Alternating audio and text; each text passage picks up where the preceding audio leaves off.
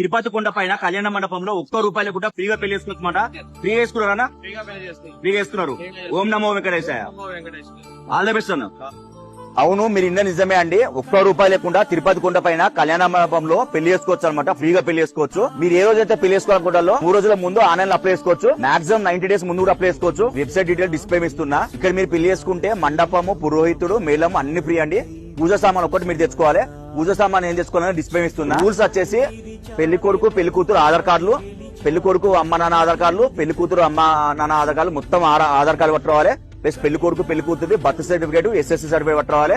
Plus ఇద్దరు తహసీల్దార్ నుంచి unmarried certificate పట్టుకోవాలి. ఇన్ కేసు అబ్బాయి గానీ అమ్మాయి గానీ ఎవరైనా పేరెంట్స్ లేకపోతే ఆ పేరెంట్స్ వాళ్ళ డెత్ సర్టిఫికేట్ ప్లస్ గార్డియన్ పట్టుకొని రావాలి. ఇప్పుడు చెప్పిన డీటెయిల్స్ అన్ని మీరు ఆన్లైన్ లో సబ్మిట్ చేసిన తర్వాత ఒక సెట్ జిల్లా తీసుకొచ్చి ఇక్కడ ఇవ్వాలి. ఇక్కడ పెళ్లి చేసుకోవాలంటే మాత్రం అబ్బాయి అమ్మాయి హిందూస్ అయి ఉండాలి. అమ్మాయి ఏజ్ 18 years ఎబో ఉండాలి. అబ్బాయి ఏజ్ 21 years ఎబో ఉండాలి. ఇక్కడ పెళ్లి చేసుకున్న తర్వాత పక్కనే మీకు సబ్ రిజిస్టర్ ఆఫీస్ ఉంటది.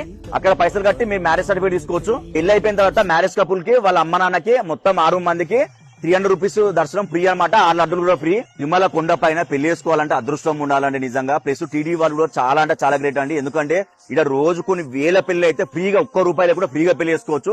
చాలా గ్రేట్.